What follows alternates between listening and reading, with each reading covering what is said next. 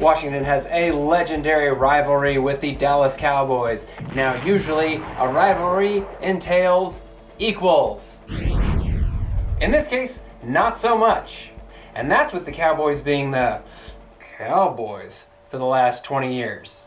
But we'll get back to this rivalry later. There's so much to cover in this, the Sports and a Half roast of the Washington football team. Washington football fans had football driven into their brains by a guy named George Michael who used too much hairspray. Those guys are both named George Michael, but only one was a sports machine! Holy sweet 1980s! But George didn't just have this show where he required a massive computer to play sports clips. He also had another one with a bunch of Washington dudes talking football. Would Jessica Simpson have distracted you so much that your performance on the field might have been bad? No. She's got man face. She's got what? She's got a man face. George looks like a truck driver.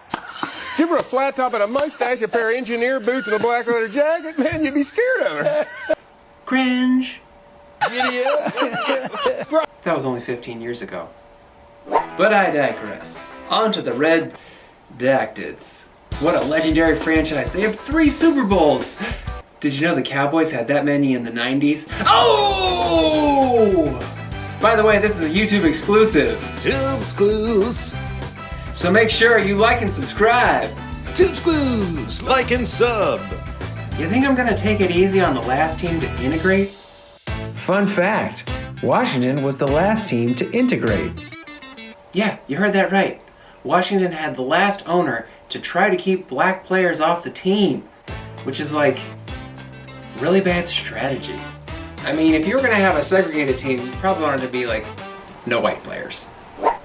What's funny is, some people will complain that I'm doing this entire piece without using the R word. I work with retail. No, not that one. But speaking of mentally handicapped, you remember the time when the quarterback rammed his head into a wall? He headbutts the concrete wall. It's padded, but not enough. He would leave the game with a sprained neck.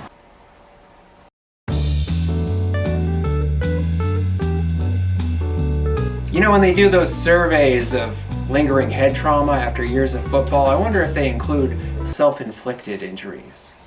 The one thing from Washington history that is just off limits is the death of Sean Taylor. Washington fans they don't really feel like they've gotten over it. I mean, every day since then, they've just been wishing that it had been Dan Snyder. Dan Snyder! The owner who had so many harassment claims against him from his own cheerleading squad that he just disbanded them. Yeah, we actually have audio from that meeting. Listen, broads, we're all pervs here, so you're fired. Now, there's a rumor that Jeff Bezos and Amazon wants to buy the team. At least they'll have a name. The Amazon Primes! Of course, Amazon claims it'll have the team back in the Super Bowl within a year, but in reality it'll probably take 2 to 4. That's a package delivery joke. The truth is, I don't think Amazon is going to buy the team, and I'll tell you why. Jeff Bezos hates having union employees. Washington is one of the few teams that has a recognizable fight song, Hail to the, yeah, you know. It actually is less bad than it used to be. Here's a list of some words and phrases intended to mimic Native American speech, which were redacted from the song over 50 years ago. Scalp 'em, swamp 'em, we will take 'em, big score. Read 'em, weep 'em, touchdown, we want heap more. Can you believe cancel culture made them take those words out? But the story of the fight song is really pretty wild. You see, in the 50s, Washington had a monopoly on the South. They were the only NFL team playing south of the Mason-Dixon line, and their owner, George Preston Marshall, wanted to keep it that way. He was trying to block this guy, Clint Murchison, from starting the Cowboys down in Dallas.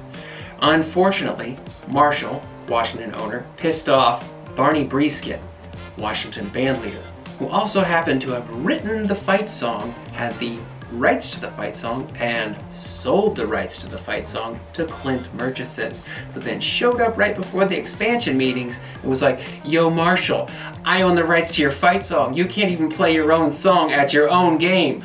Oh, sick burn, Murchison.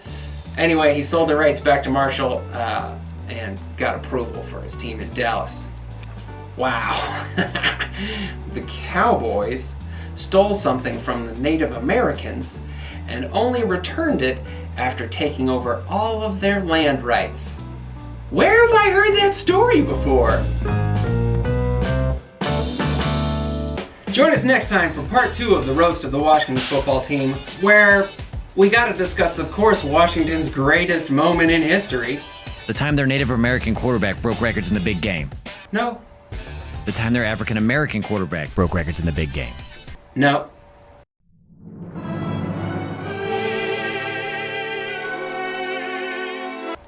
That's the one. Sports